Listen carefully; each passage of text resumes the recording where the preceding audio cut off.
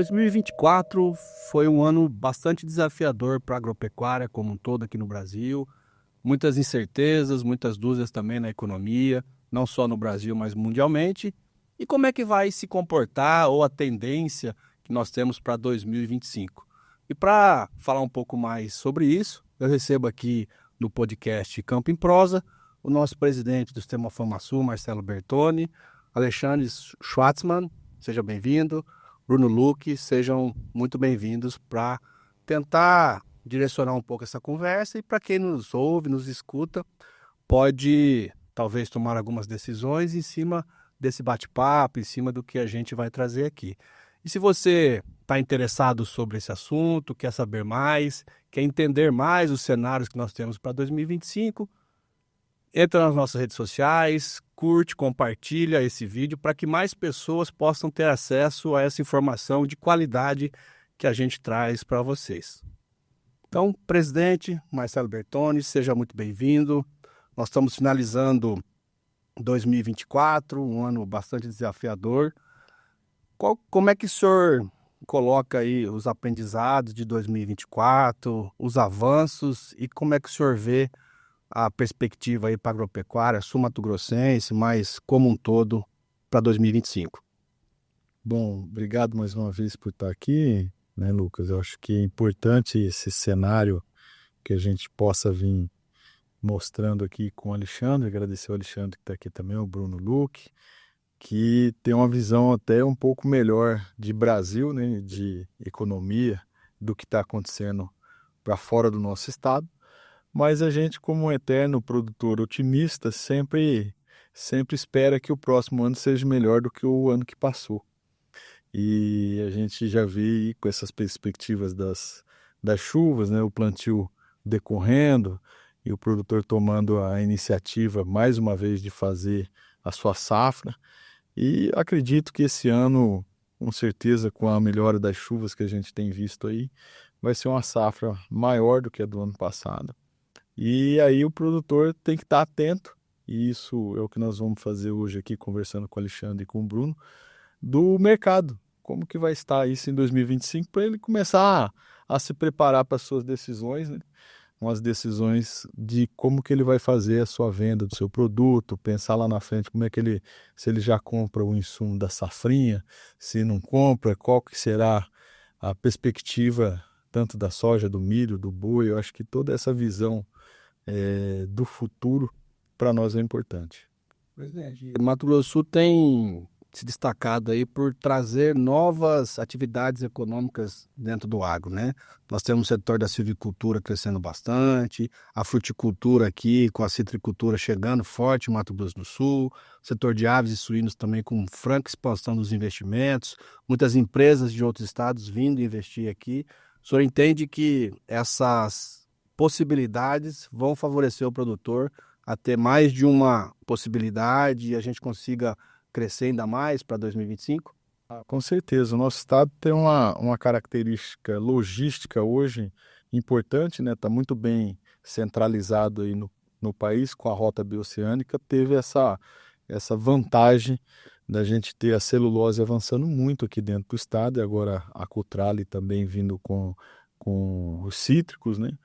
E dizendo que se nós conseguirmos alcançar aí até 30 mil hectares de laranja para uma indústria aqui no estado. Então o estado se preparou para isso, né? Um estado que tem aí o próprio governo do estado preocupado com isso, fazendo logística, entendendo que teria que ter investimentos públicos, né? Que geralmente a gente sempre brinca, o empreendedor sempre está na frente do estado, o estado vem atrás tentando fazer uma melhora na sua logística e estrutura.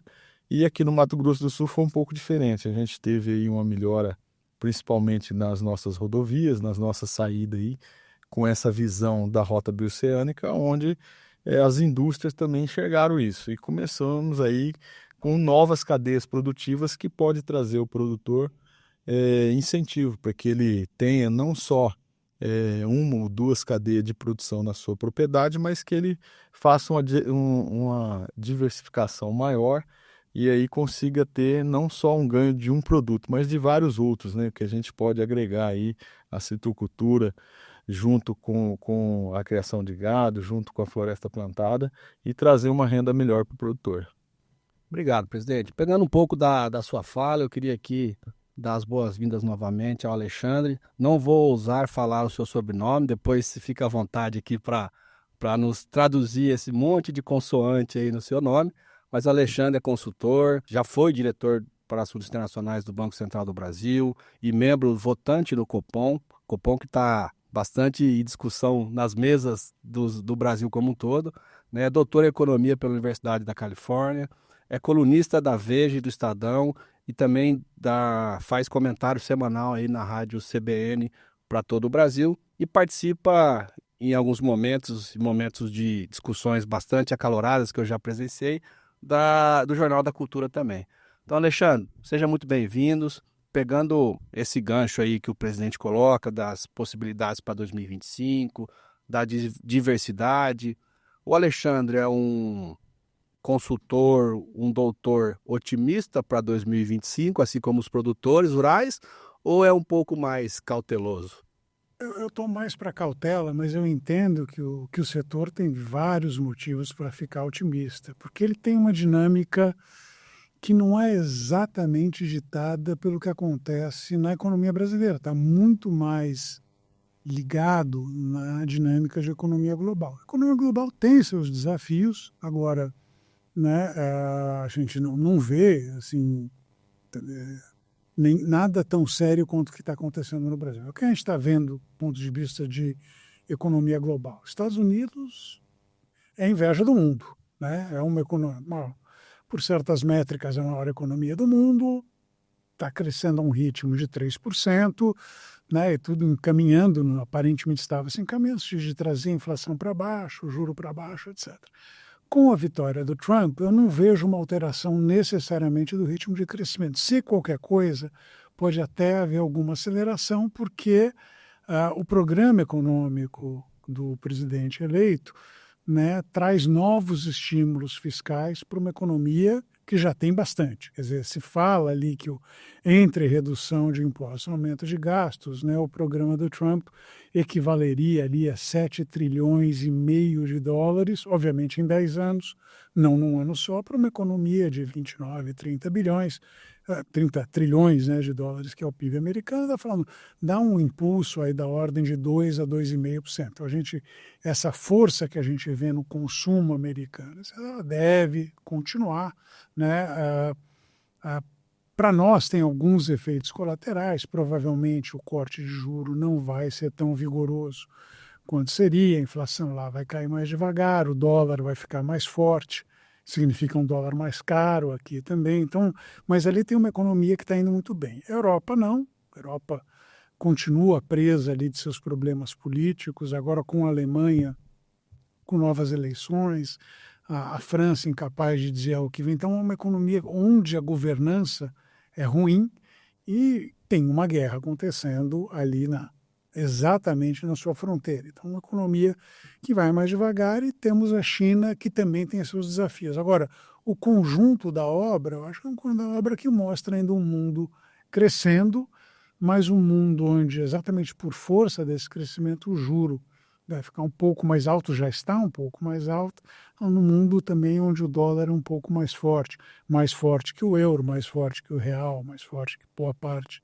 das moedas que tem por aqui. Então, assim, dependendo de que segmento você estiver, maravilha. Eu acho que, em particular, para o agro não é necessariamente um ambiente ruim, pelo contrário, né? A gente vê, acho que essa demanda continua com a possibilidade de uma guerra comercial entre China e Estados Unidos. Talvez algumas oportunidades se abram para os produtores brasileiros, particularmente no mercado chinês. Quer dizer, imagina que haja uma retaliação de tarifa, significa que o Brasil se encontra de uma maneira vantajosa para explorar mercado chinês. Então, enfim, o mundo é um mundo cheio de desafios, tem coisas que a gente não sabe como vão se desenvolver, a questão geopolítica está me tirando o sono, né? Enfim, mas essa não é minha área de expertise, então eu sou mais um consumidor aqui, eu só chamo de atenção,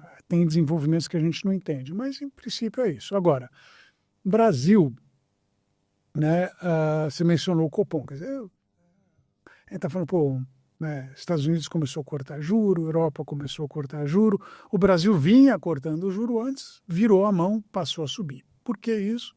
Basicamente a gente tem um governo que gasta demais.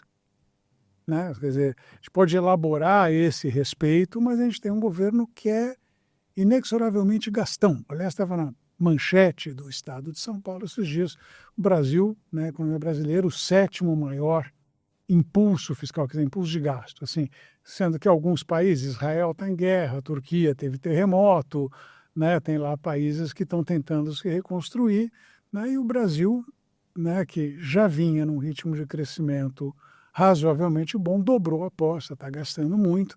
Moral da história, a inflação que vinha em queda parou de cair, começa a subir, então a gente começa a contemplar não só a possibilidade de estouro da meta de inflação para esse ano, a gente começa a olhar para o ano que vem. Então a gente vê também mais cautela do ponto de vista de política monetária. Então a gente tem, curiosamente no caso do Brasil, tem um pé no acelerador, que é o governo federal, tem um pé no freio, que é o Banco Central do Brasil. Como tem a mudança de comando no Banco Central do Brasil para um indicado do atual governo, eu desconfio que o pé no freio vai ser mais leve. Então a gente vai ver provavelmente uma economia onde ainda prevalece estímulo ao consumo, mas uma economia que já não consegue mais reagir muito a isso, porque já está trabalhando no limite da sua capacidade. As taxas de desemprego caíram para níveis muito baixos, não tem aquela abundância de mão de obra que tinha pelas piores razões do mundo, que seguiu a pandemia. Então, né, a gente recuperando a pandemia, tinha um bocado de gente para empregar, não tem mais.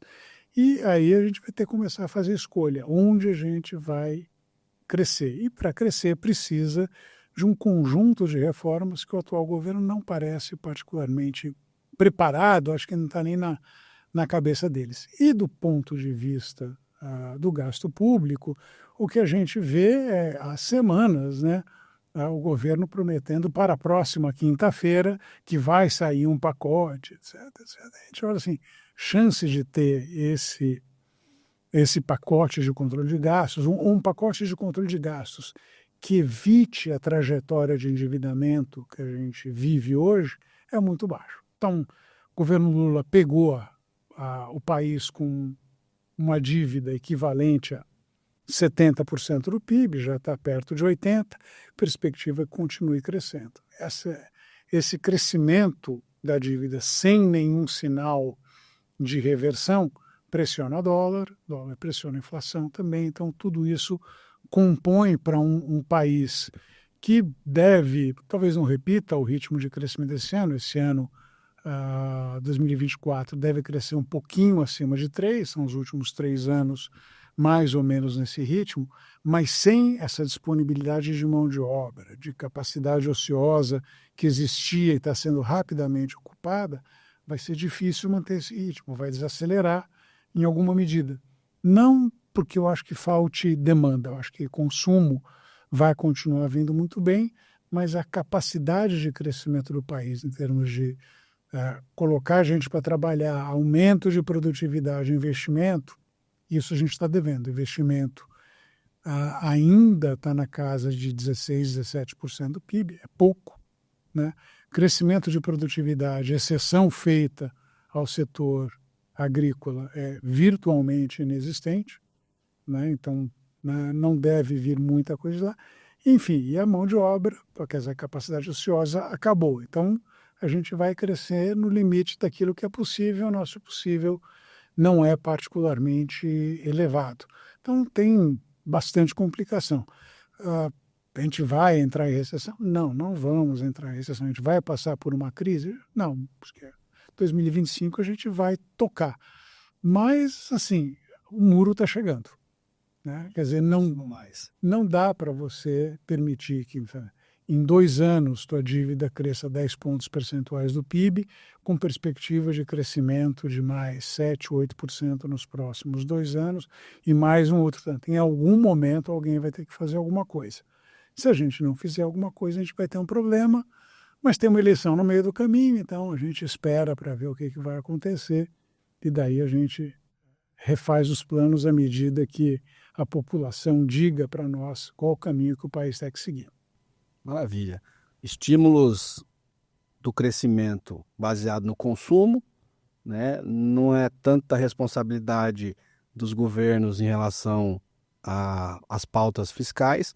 Nós já vimos esse filme algumas vezes aqui no Brasil. A gente morre no final. E a gente morre no final. E essa é a história triste, essa é a história que nós não queremos contar, né? A gente sabe que tem alguns fatores externos que ainda privilegiam o Brasil, né? Então existe uma estabilidade por conta da guerra, essa briga aí, talvez China, Rússia, alguns atores aí que estão em polos de disputa por poder pela geopolítica, que talvez o mercado ainda olhe o Brasil, por mais bagunçado que esteja, como um bom lugar para investir, mas isso uma hora cessa. A gente não está em guerra, pelo menos já é uma grande vantagem. Não, enfim, até a gente está cometendo mais erros de política externa do que a gente costumava errar. E não que a gente tenha errado pouco nos últimos anos, a gente errou bastante. A gente está conseguindo se aperfeiçoar na arte de falar bobagem quando não deve. Melhor. Eu tenho idade assim, a gente olhava o Itamaraty sempre foi uma das ilhas de excelência. A política, mas você podia discordar aqui e acolá, mas essencialmente era uma coisa profissional, né? Já tem uns 20 anos que isso daí está na mão dos ideólogos de um lado e de outro, e ideologia nunca funciona muito bem. Pragmatismo, particularmente no que diz respeito à política externa, é uma opção muito melhor.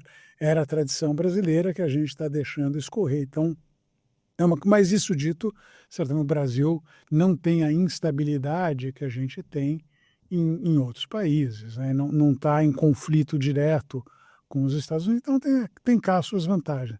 Agora, a gente precisa tomar uma decisão do que a gente vai fazer no que diz respeito ao tamanho do setor público no Brasil, carga tributária, tem um monte de coisa. Eu vou pedir para segurar um pouquinho, porque depois na segunda rodada a gente volta um pouco com o que seria essas decisões a serem tomadas para que a gente de fato consiga entregar o resultado. Nós já não temos mais aquele bônus demográfico que nos favoreceu algumas décadas atrás, então a dificuldade vai ficar cada vez melhor e talvez as medidas tenham que ser cada vez mais duras, né? Mas eu queria aqui dar as boas-vindas ao Bruno Lucchi. Vou ler seu currículo aqui, apesar de conhecê-lo muito bem, mas para quem está nos acompanhando, o Bruno Lucchi é graduado em zootecnia pela Universidade Federal de Viçosa, com pós-graduação em produção de ruminantes pela Exalc, USP, mestrado em agronegócio pela UNB e MBA em finanças pela FIA. Iniciou na Confederação da Agricultura, nós começamos meio junto nessa época, né, Bruno?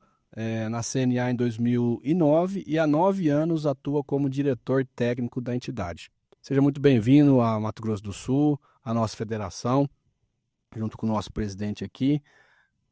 Aproveitando a fala do nosso presidente, do Alexandre, como é que está a perspectiva e como a CNA está vendo, primeiro, encerrando esse ano de 2024, discussão de reforma tributária, problema climático bastante grande no sul do país com excesso de chuva, na região central e norte com falta de chuva, e aí a gente testa as políticas agrícolas para ver se estão funcionando e a gente tem aquela certeza de que não está do jeito que a gente gostaria. A CNA participa de forma efetiva aí na construção e na propositura de uma política agrícola mais efetiva para o produtor rural. E como é que você vê esse aprendizado de 2024 e como que a CNA está vendo o 25 para os nossos produtores rurais brasileiros? Agradecer o convite, né, estar aqui no Mato Grosso do Sul. Presidente Marcelo, muito obrigado. É uma grande honra e satisfação poder compartilhar um pouco aí das nossas ações aqui com vocês. A avaliação que a gente faz desse ano, se a gente pegar o PIB do agronegócio como um todo, a gente tem uma estimativa que ele deve cair em torno de 3%. E quais são as grandes variáveis que vão afetar nessa queda? Quando a gente analisa a produção, nós tivemos um ano de impacto climático muito grande, como você bem disse, sul do país com muita chuva, outras regiões com veranicos, secas intensas, então isso vai ter uma redução, nós vamos chegar em torno de 300 milhões de toneladas de grãos, né? A estimativa já consolidada, quase consolidada para esse ano, segundo a Conab. Isso foi o ano da produção, então nós tivemos uma queda em volume nós tivemos uma redução de preço nas principais commodities que nós produzimos, que é o milho e a soja. Já são 2 anos seguidos que isso vem caindo, né? Um ajuste pós-pandemia, os mercados estão, né, se regulando e os preços estão se acomodando a valores históricos aí. Então, queda no preço e queda na produção são 2 variáveis que realmente jogam para baixo não só o PIB, mas principalmente o rendimento do produtor rural, né? É um custo muito alto que ele tem que absorver. Quando a gente analisa algumas cadeias que fazem parte do agronegócio e quando a gente segmenta isso por fora da produção, nós temos a indústria de óleos vegetais que também teve uma queda muito grande. Por outro lado, nós tivemos algumas cadeias que responderam positivamente, no caso das carnes. A indústria da carne foi uma que teve um resultado bom, bem alinhado com o que o Alexandre colocou da questão do consumo. O consumo interno foi muito bom e as exportações foram muito boas esse ano. Não em preço, mas em quantidade exportada. Então isso tem ajudado também, tanto é que a balança do agronegócio, se a gente pegar de janeiro a outubro, a gente está com 140 bi de dólares exportados, que é basicamente a mesma coisa do ano passado, sendo que a gente tinha preços muito melhores no ano passado. Então a gente compensou no volume, né? Isso em carne, café, celulose. Então as exportações, vamos dizer assim, foi o que ajudou a recuperar boa parte dos preços, principalmente na carne bovina. Carne bovina a gente é um dos principais produtos aqui do estado.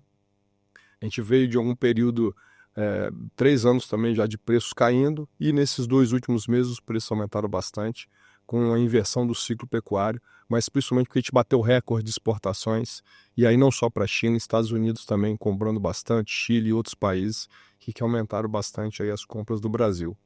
Então, a avaliação que a gente faz é que esse ano é um ano realmente que o setor tem aí amargado prejuízo. Só como o presidente bem disse, o produtor ele é um otimista por natureza, né? Então nós tínhamos expectativa de ter uma laninha mais forte esse final de ano, essa expectativa tem diminuído, então tudo indica que vai ser um ano que o clima vai contribuir, né? Haja visto que a gente já teve agora os erros, acho que nós tivemos no ano passado, de antecipar muito o plantio e ter que refazer o plantio por causa do clima muito quente, isso ajudou, a gente atrasou mais o plantio esse ano, só que a gente conseguiu fazer ele mais rápido, né? Então isso vai ser bom. E tudo indica que o clima vai estar mais favorável do que o ano passado. Então a expectativa de safra é a gente chegar a 322 milhões de toneladas, né, aumentar bastante aí, principalmente milho e soja. Essas 2 cadeias, no mundo inteiro, também a produção vai ser boa, isso significa que eu vou ter estoques maiores também. Então a gente não vê preços muito maiores ao produtor de soja e de milho, diferente do boi, que a tendência é que realmente aumente em função desse consumo doméstico, em função das exportações. Porém, a gente poderia imaginar que, bem, um ano de margem menor, né, preços não tão animadores, seria um ano do produtor segurar um pouco mais, até porque quando a gente pega os números do Plano Safra, eu tenho 30% menos de contratação aqui no estado do Mato Grosso do Sul e 20% no Brasil inteiro, se eu analisar de julho a outubro, né? Então, que o volume anunciado foi maior, de fato, a contratação está bem menor nesse início do plano, de julho a outubro, principalmente aqui no estado, onde essas 3 cadeias são mais fortes, né? Só que o que a gente observa em contrapartida para justificar justamente esse pensamento, vamos dizer, otimista do produtor? Os fertilizantes, né, que nós dependemos aí quase 90% das importações desse produto, a gente está com um crescimento de 11% nas importações. Ou seja, a gente está comprando muito mais do que o ano anterior. Já foi um ano que a gente recuperou boa parte das compras. Então isso mostra que o produtor está motivado a ter um pacote tecnológico mais arrojado, ou seja, investir em produtividade, tirar o máximo proveito ali da safra.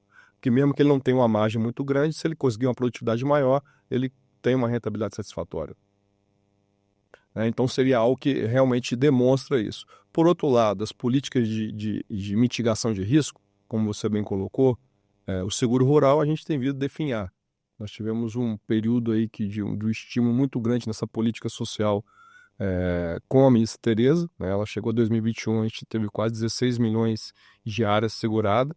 Hoje a gente está fechando, se eu não me engano, 6 com área subvencionada. Então tem caído a cada ano. A demanda hoje seria em torno de 4 bi para a gente fazer esse programa de subvenção rodar. A gente está comendo em torno de 880 e poucos milhões de reais. Então isso é preocupante, porque por que a gente precisa desse apoio no seguro?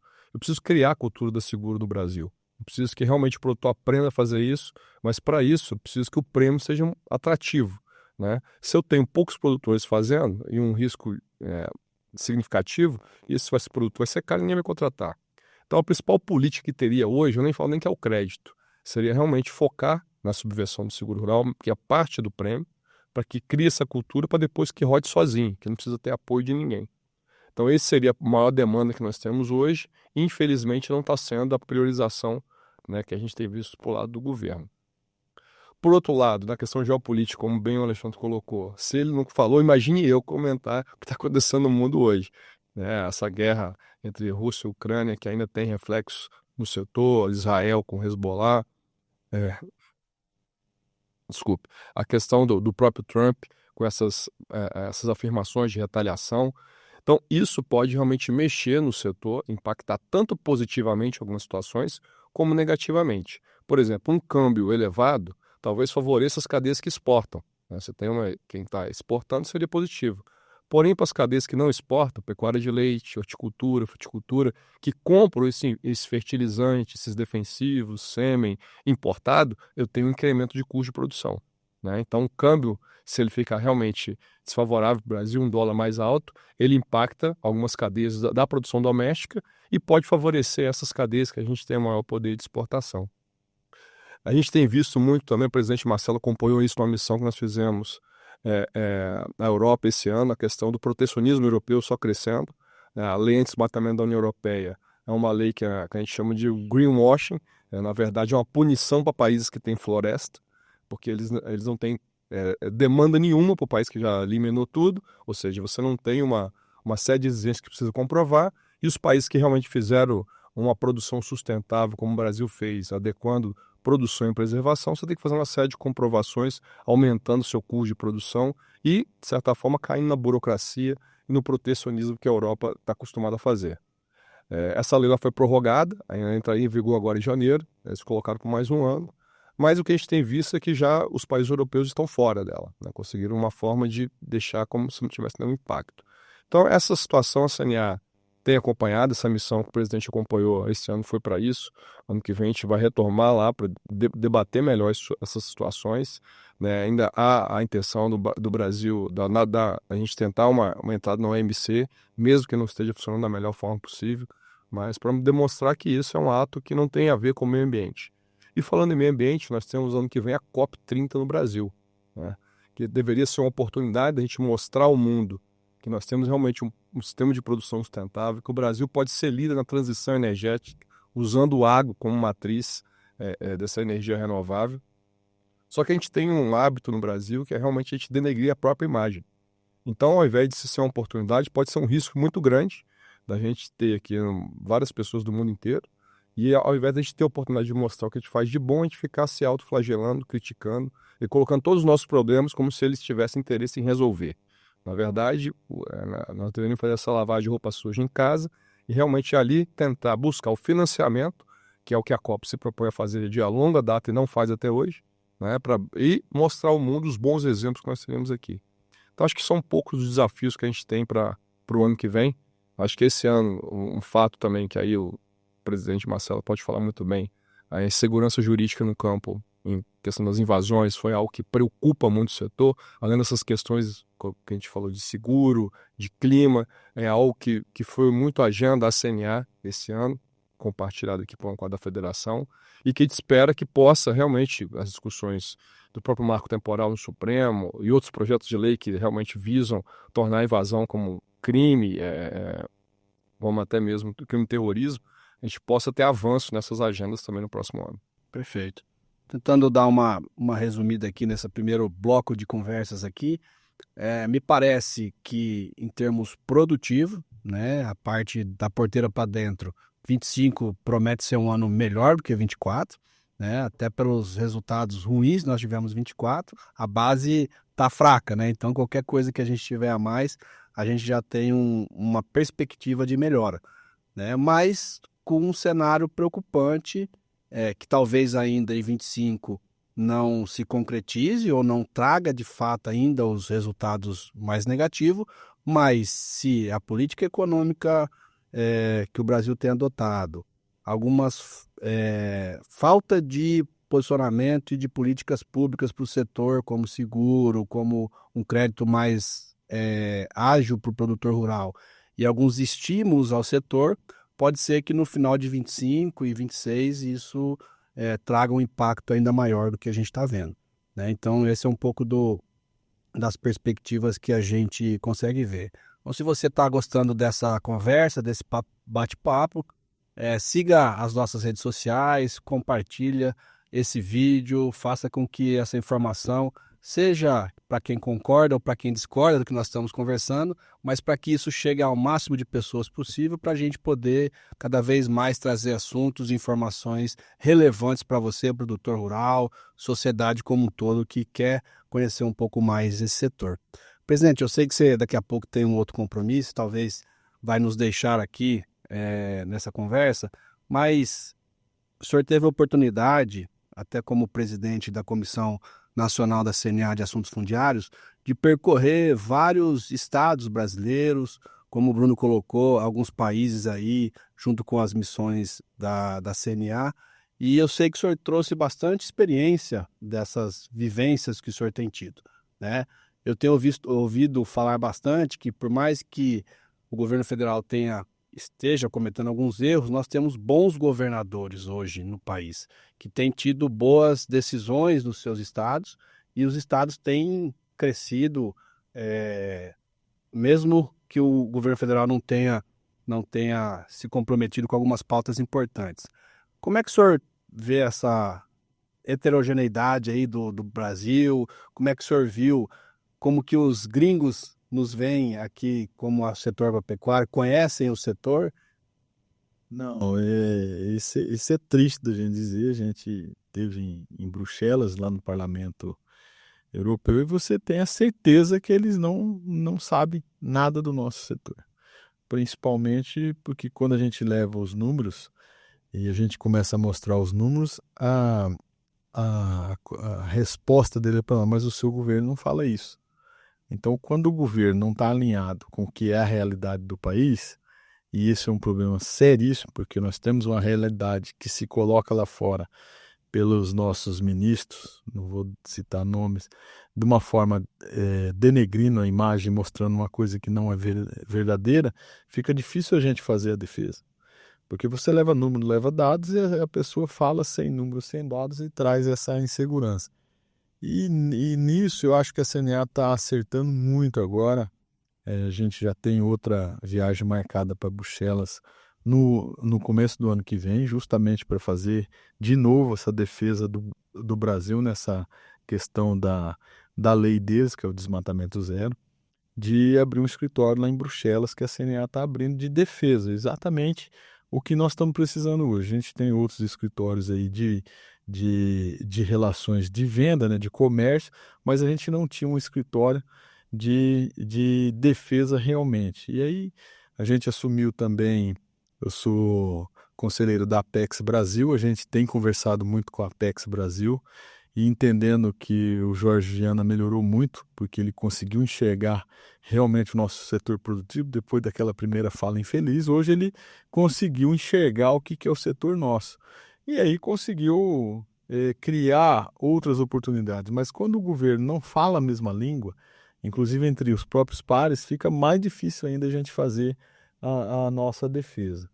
Acredito também que aí a gente tem um ano de pré-eleições, né, que vai ser um ano também atípico. Nós vamos ter eleição de Senado e Câmara, que são as primeiras. Eu acho que o ano que vem muda, e aí sim fazer um outro trabalho de aproximação, de mostrar o nosso setor tanto para esses dois presidentes da Câmara e do Senado, os que vão ser o próximo, porque nós temos muita pauta que precisa ser aprovada dentro dessas questões políticas. E aí a questão política interna que nós precisamos avançar.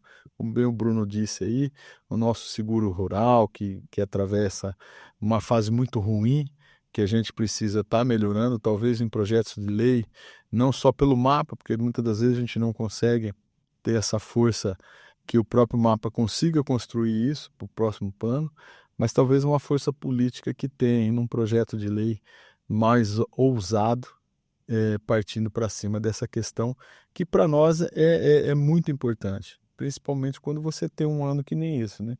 Um ano de quebra aí em vários estados, um pouco por causa de chuva, outro pouco por causa de seca, e levando o produtor numa terceira, quarta safra aí de prejuízo e colocando em risco realmente o setor produtivo do nosso país que contribui aí com 25% do PIB nacional. Então, é de uma importância muito grande esses governadores desses estados produtores que têm incentivado e que têm olhado muito para isso também. Então, tem o apoio deles, né, para a gente conseguir realmente avançar nessas questões que realmente impactam a nossa produção. E lembrando que se o produtor é impactado, não é só o produtor, é uma cadeia inteira que é impactada. É o motorista, é o cara que conserta o pneu e o próprio consumidor, que vai lá dentro do supermercado, o produto está mais caro.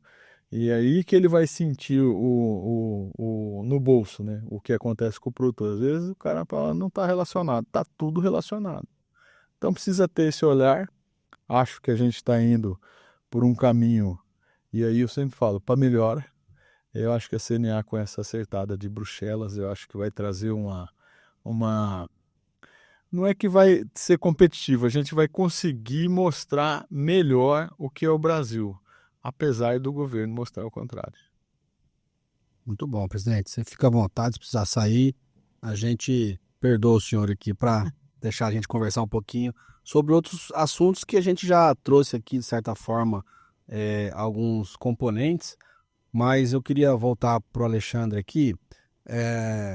Tem algumas incertezas ainda, porque o governo americano ainda não mudou, né? A gente ainda está em vias de mudança, mas já tem algumas perspectivas, algumas colocações muito claras dessa nova forma de governar os Estados Unidos, mas dentro dessas relações que a gente tem visto e do cenário que o Brasil tem se colocado perante esse mercado, nós teríamos uma política de juros, de uma política fiscal ou de valorização do dólar, desvalorização do dólar, que fosse mais atrativo para o setor agropecuário? O dólar a cinco reais é um bom dólar? Como é que... Eu sei que é difícil colocar isso de forma mais objetiva, né? Eu sei que a bola de cristal ainda não está calibrada para isso, mas como é que você vê tanto a política fiscal como a política cambial para o Brasil ano que vem? Política cambial é meio complicado falar, porque a gente tem, na verdade, um câmbio que flutua. Quer dizer, obviamente o Banco Central pode, em determinados momentos, intervir no mercado de câmbio, mas geralmente são atuações pontuais. Não tem muito que a gente consiga fazer para direcionar o que vai acontecer com o dólar nos próximos. Depende de algumas coisas que a gente faz, e não é pouco, tá? Quer dizer, se a gente for olhar, a gente estava começo desse ano, final do ano passado, começo desse ano, com o dólar um pouco abaixo de 5, de repente ele está agora rodando na casa de 5,70, 5,80, então um pedaço veio de fora. Isso aqui é absolutamente incontrolável. Então, o dólar se valoriza relativamente ao euro, ele vai se valorizar também com relação ao real. Não tem muito que você pode fazer. O preço de commodities geralmente caiu, isso tem um impacto no sentido de tornar o dólar mais caro no Brasil e vice-versa. Então, agora, a maior parte, 70%, 80% do movimento que aconteceu na taxa de câmbio esse ano, ela tem raízes domésticas, né? E essa raiz é basicamente o que a gente em economia chama de prêmio de risco. As pessoas começam a ver algum risco que está ligado à evolução das contas públicas. Falei na minha primeira intervenção, a gente vê uma trajetória de crescimento de dívida que é preocupante. Vamos deixar claro, não tem um número mágico que você passou daquele nível, né, o mundo cai. Né? Então, sua dívida chegou a 92,34% do PIB, até 92,33% estava tudo bem, 92,35% é o fim do mundo. Não é isso. Mas, e não falo nem de investidor externo, é mesmo as pessoas aqui dentro. Então, o governo devia o equivalente a 70% do PIB. Agora ele deve o equivalente a 80% do PIB. Mais um pouquinho ele vai dever o equivalente a 90% do PIB. Vocês vão falar, bom, tudo bem, eu empresto dinheiro para você. Mas, assim, não no mesmo preço que eu emprestava quando você devia menos. Que é natural. Você vai emprestar para alguém que está com uma empresa que está com uma situação de caixa ruim, a relação entre geração de caixa e dívida não é boa, você vai cobrar mais caro do que você cobraria uma empresa que tem uma situação financeira mais tranquila. E aí isso começa a se refletir em taxas de juros que também não são resultado da política do Banco Central. Se a gente for olhar juro de 5 anos, juro de 10 anos, então aqui olhando para o juro real, quer dizer, IPCA mais tanto. A gente saiu de IPCA mais 4 e pouco para IPCA mais 6 e pouco.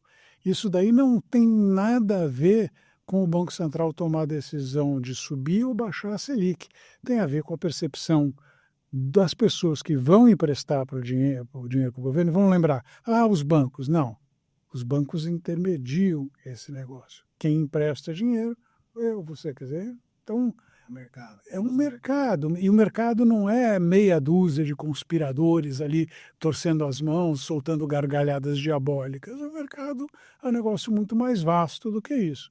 As pessoas falam, para um cara que eu não vejo perspectiva de que vá reduzir seu endividamento, eu vou cobrar mais caro, né? O que é absolutamente natural.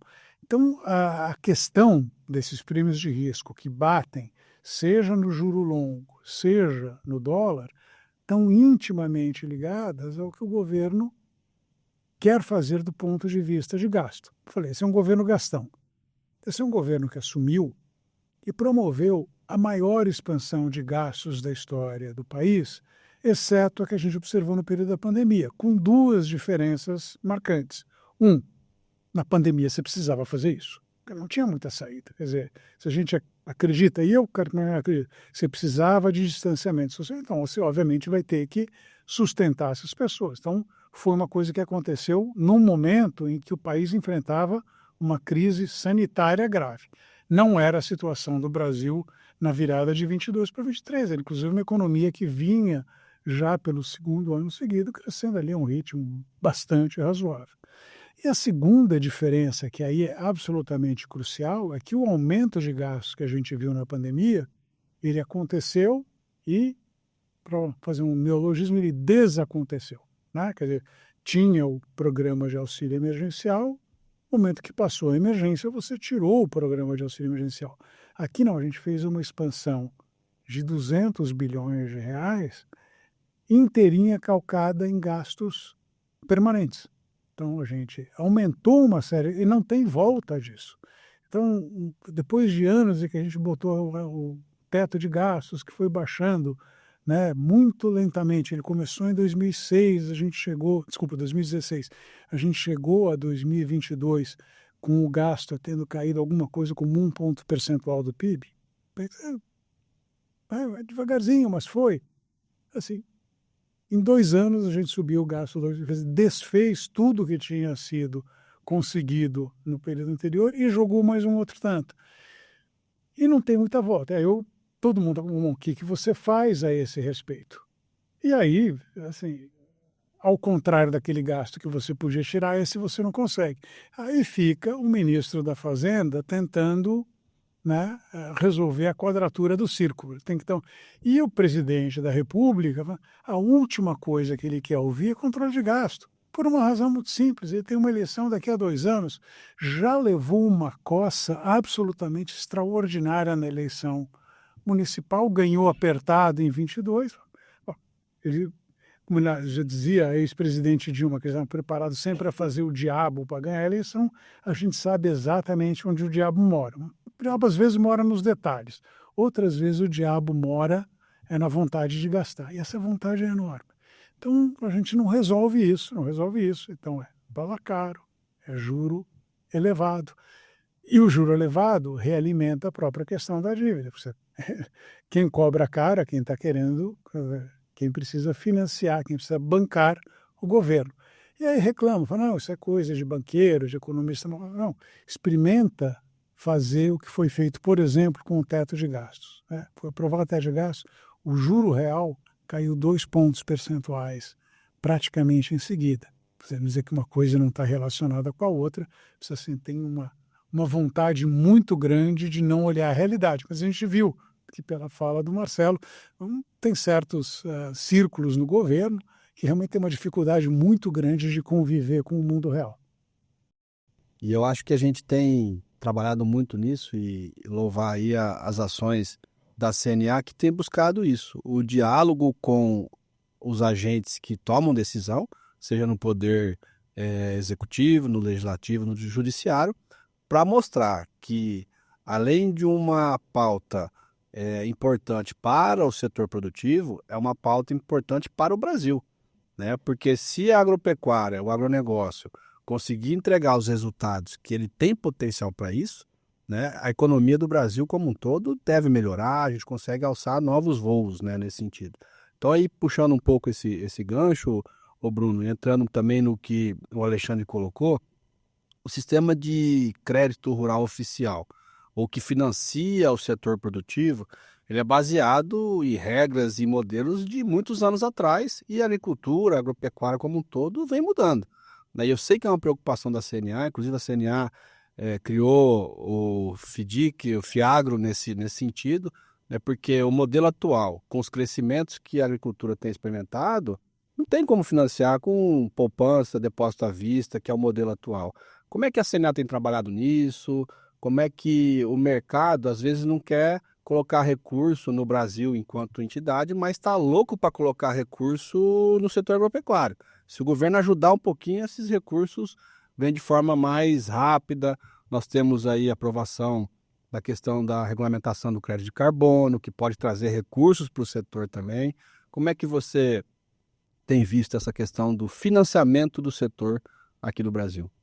Bem, acho que o crédito para o agro ele é fundamental, porque é um setor que investe muito em tecnologia, e tecnologia custa caro. Então, a necessidade de investimento do setor é altíssima, desde o pequeno ao grande produtor. E é fato que, assim, mesmo que o governo tivesse toda a boa vontade de colocar recursos no setor, ele não ia acompanhar o crescimento que nós tivemos nos últimos anos. Então, é normal que a gente migre realmente para o crédito privado, seja a principal fonte de financiamento. E o governo ele vai trabalhando principalmente dentro do Plano Safra os pequenos e médios produtores que teriam mais dificuldade nesse mercado, ou trabalhando linhas de investimento que dificilmente eu encontro no mercado, como financiamento de armazéns, financiamento de agricultura, de programas sustentáveis de produção, que é uma política pública que ele quer induzir. Então essa seria a lógica, né, da coisa. Houve uma mudança significativa quando a gente melhorou muito os títulos do agronegócio. Isso foi um trabalho feito no Congresso, a senadora Tereza, ainda deputada, ajudou muito nisso. Então, quando a gente mudou a questão dos títulos, você já teve uma maior procura por investidores ao setor. E de uns anos para cá, a gente tem aumentado essa conversa com a Faria Lima. Logo na sequência da lei do agro, a gente teve a lei do FIAGRO, que é o Fundo de Investimento do Agronegócio, semelhante aos fundos imobiliários, que também foi outra revolução no sentido da gente buscar novas formas de atrair crédito, vamos dizer assim, modificar um pouco o funding do setor, né? Então isso foi feito também, tanto é que a gente conseguiu, dentro da lei do FIAGRO, a gente conseguiu fazer um FIAGRO da CNA voltado para os produtores do Senar, que é um produtor que é assistido, né, que tem uma orientação técnica, tem um plano de negócio e que a gente teria um risco muito menor emprestando para ele, porque você realmente tem um técnico para orientar do que os produtores que não estão aí no mercado. Então, essa questão do crédito, tem essa questão da mudança para o locus do privado, que ela é importantíssima. Agora, para isso tudo, a questão do seguro ela ainda fica realmente importante, porque eu preciso de ter um lastro. Mesmo o produtor migrando para o mercado privado, ele precisa de ter alguma coisa que ele dê garantia de que ele vai conseguir honrar os seus compromissos. E hoje, a taxa de inadimplência do setor, ela aumentou nesse último ano. Hoje ela está em torno de 3,5%, que ainda é um valor baixo, e era em agosto do ano passado em torno de 0,9%. Né? Então ainda continua um valor bem interessante do ponto de vista dos investidores procurar o setor. A diferença é que às vezes a gente se comunica muito mal com a sociedade e com o investidor quando ele vê essas crises que tem de clima, o produtor pedindo securitização de algumas situações que não têm fundamento, e aí são casos isolados, a questão da recuperação judicial crescendo, e ali são casos também, vamos dizer, muito pequenos perto do quantitativo de produtor que existe no país. Isso tudo dificulta que esse mercado privado se consolide. Nós precisamos ter mais transparência, qualidade na informação e, às vezes, com o próprio setor financeiro, um aprofundamento do conhecimento. Porque quando a gente fala de agro no Brasil, vamos lá, se eu falar de boi, milho e soja, as três principais cadeias que a gente sentou anteriormente, é 50% do valor bruto da produção. Então, se essas 3 cadeias vão mal, parece que o setor inteiro, o agronegócio inteiro está ruim. E quando essas 3 foram mal, eu tive cana que estava indo bem, né? O setor sucroenergético foi bem, suco exportamos muito, etanol, né? Florestal, celulose foi muito bem, a fruticultura, o café esse último ano, a gente bateu preços recordes, inclusive do Conilon, né, que é um produto que vem sendo melhorado, né, no Espírito Santo e em Rondônia principalmente, o cacau, né, que hoje é uma commodity que no Brasil, a Costa do Marfim é o maior exportador e produtor, mas o Brasil tem condição de atender muito mais os requisitos internacionais. Então nós temos uma série de outras cadeias que estão em momentos ótimos, né? Mas como são cadeias que o peso dela, quando a gente coloca individualmente dentro do valor bruto da produção ou do PIB, elas não impactam diretamente. Então cabe ao investidor, às vezes, não ter essa visão só do agregado e até mesmo a questão regional. Quando eu tenho problema no Sul, a produção da região Norte e Nordeste vai muito bem, porque o Laninha é o contrário, principalmente no Nordeste. O Matopiba ele produz excepcionalmente bem. Então, tanto é que quando a gente criou o nosso Fiagro, a ideia era justamente a gente diversificar os estados e diversificar as cadeias produtivas para cadeias não tradicionais. Hoje nós temos fruticultura dentro do Fiagro, temos pecuária de leite, que é uma cadeia que praticamente você não tem nada de financiamento para ela, fora do crédito rural oficial, né? Tem a pecuária de corte, que é pulverizada no Brasil inteiro. Então, você tem uma diluição do risco que dificilmente o investidor ele vai ter um problema crônico, como alguns fundos se manifestaram. Então, acho que tem um caminho longo a gente percorrer. Acho que o Congresso ele melhorou muito algumas leis do setor, a gente tem espaço de melhorar outros. A própria questão da EJ é algo que a gente precisa corrigir. As decisões judiciais, tem muitas delas, não estão respeitando todos os critérios que foi colocado. E isso prejudica muito a questão da imagem, não que não há necessidade. Lógico que tem produtores que precisam, mas o quantitativo delas é muito pequeno perto do total que é impactado, né? E essa comunicação do setor, ela realmente já tem que ser melhorada, trazendo mais transparência, mais informação, porque é isso que o mercado financeiro precisa, até para realmente seguir investindo como ele aconteceu nesses últimos anos. Maravilha. Estamos chegando aí a 1 hora de bate-papo aqui, passa rápido, né? A gente acaba entrando em assuntos aqui que nos motiva e traz muita expectativa. Mas tanto na fala do Alexandre como sua, Bruno, ficou muito evidente a importância, seja por parte do governo ou seja por parte do setor, da questão da governança e da transparência. Né? Isso que está muito na moda agora, muito em voga, a questão do ESG, que o mercado financeiro absorveu isso e hoje é uma política que todos nós temos que colocar nas nossas empresas, no nosso setor. E eu vejo a importância do trabalho da CNA e do Senar trazendo essa governança por parte do produtor. Né? O produtor, que na sua maioria trabalha como pessoa física, não tem uma estrutura de governança, de registros tão elaborada como o mercado muitas vezes exige para pôr dinheiro.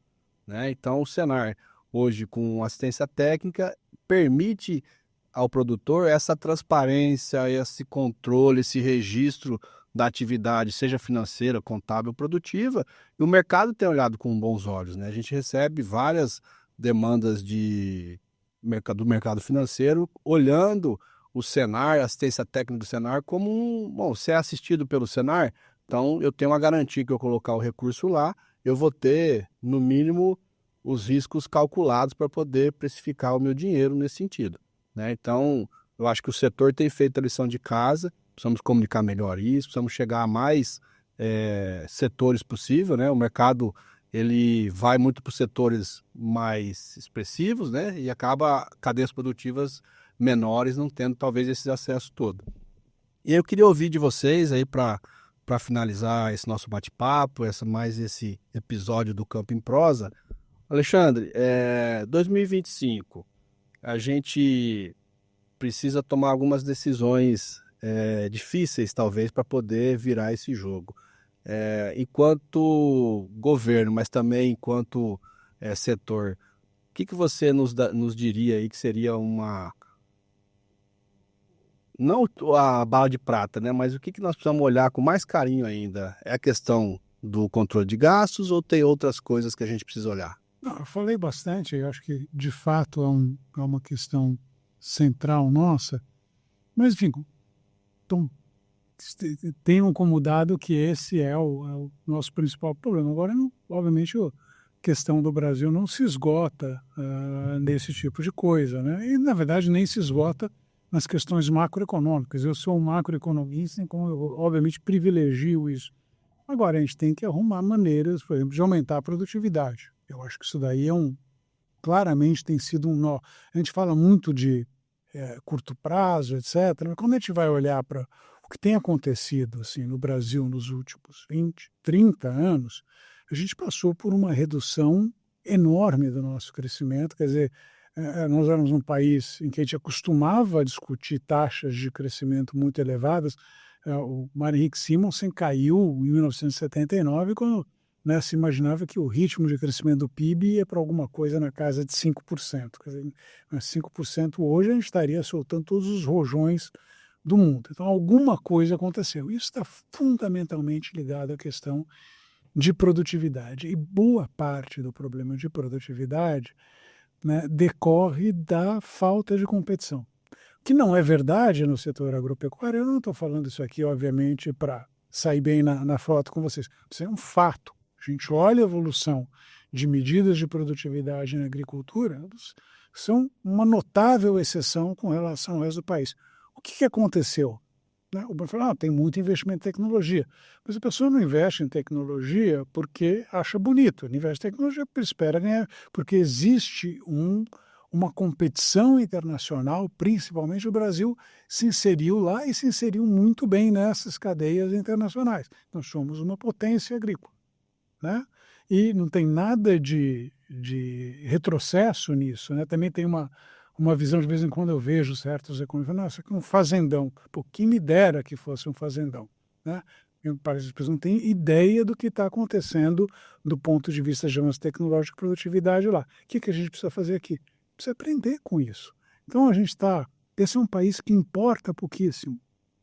A gente se fecha, né? A gente tem tarifas de importação das mais altas do mundo. Toda vez que a gente entra nessa conversa, eles falam, mas aqui não dá para abrir porque, enfim, custo Brasil. Quer dizer, o dólar a 3 não era competitivo, o dólar a 4 não é competitivo, a 5 não é competitivo, agora está perto de 6, continua sem ser competitivo. Então, alguma coisa profundamente equivocada nessa história.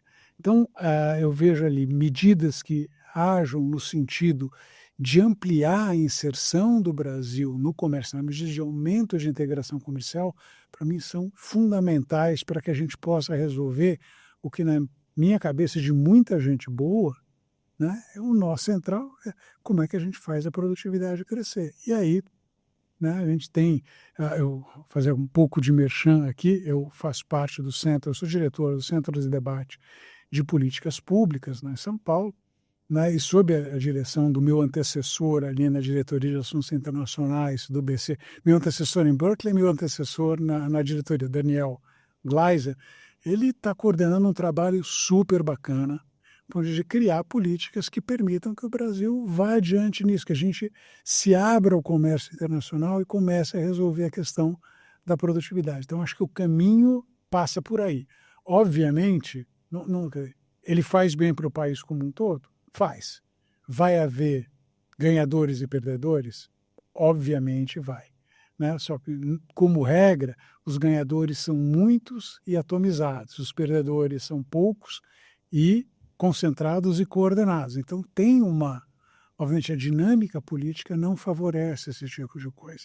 A gente precisa arrumar maneiras de viabilizar politicamente isso para que o país consiga mudar, né, a sua política comercial de muitos anos, de ser fechado, de privilegiar a produção local, substituição. A gente vê até hoje, Petrobras, não, precisa ter componente nacional aqui, não interessa que é 4 vezes o preço. A gente precisa superar isso e, né, fazer o que a agricultura fez nos últimos 40 anos, que é se abrir, brigar lá fora, e em cima, obviamente, teve gente que pereceu no meio do caminho.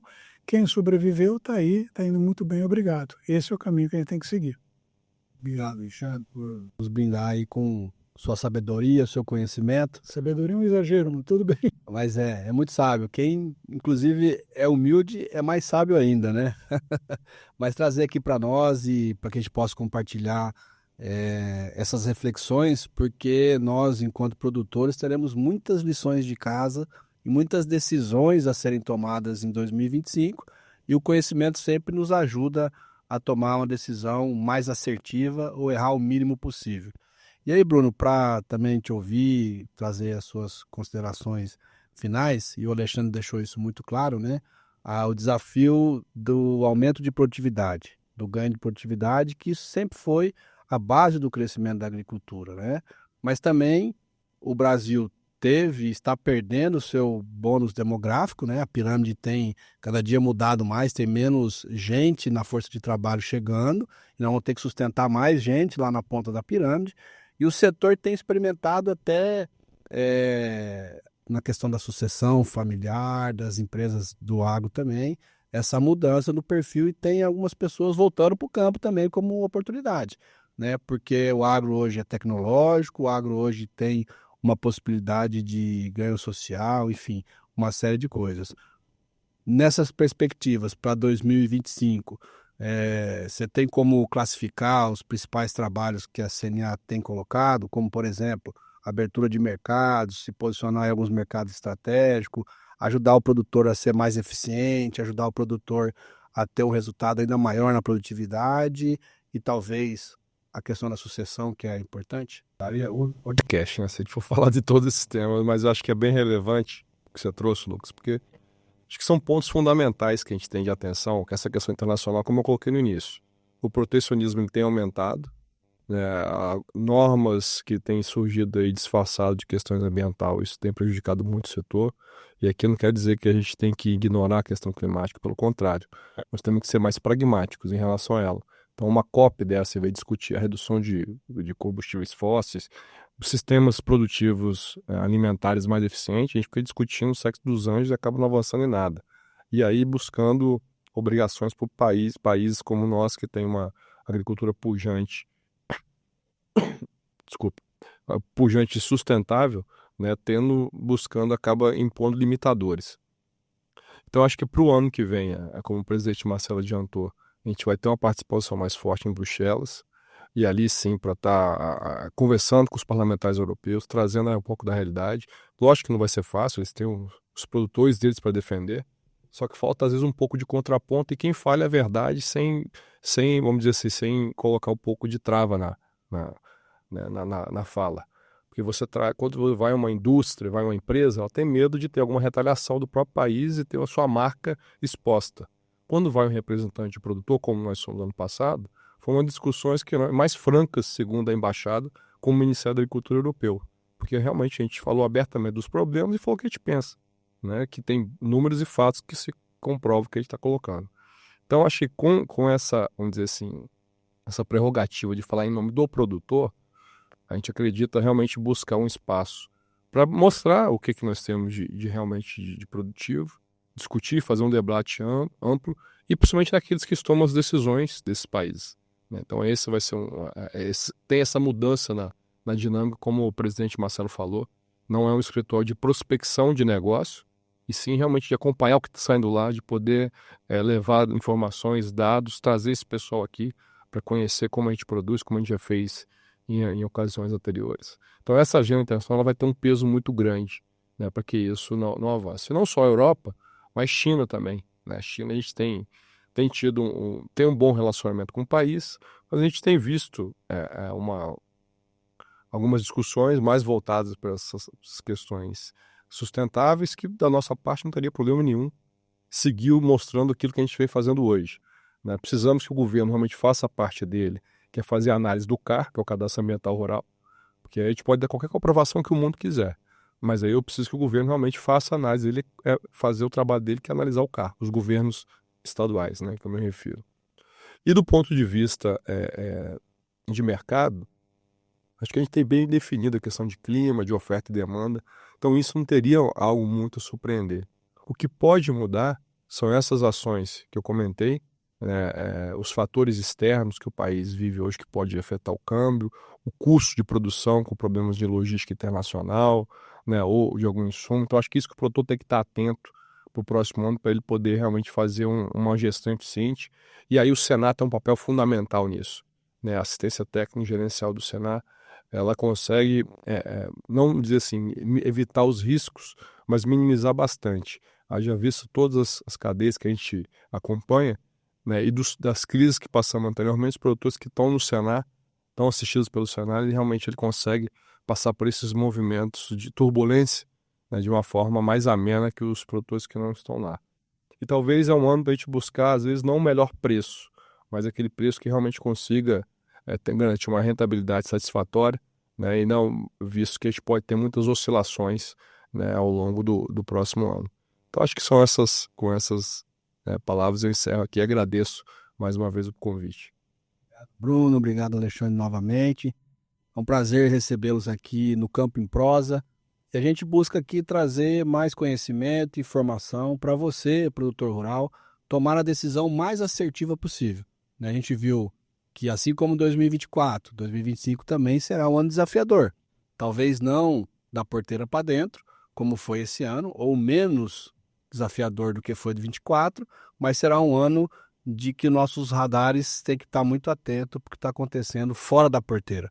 Aí, importância de acompanharmos as ações da CNA, das federações, que trazem essas informações de forma mais clara e objetiva para o produtor rural. Espero que tenhamos contribuído aí para você nesse final de ano e que 2025 seja um ano de muitas colheitas positivas a todos nós. Até a próxima!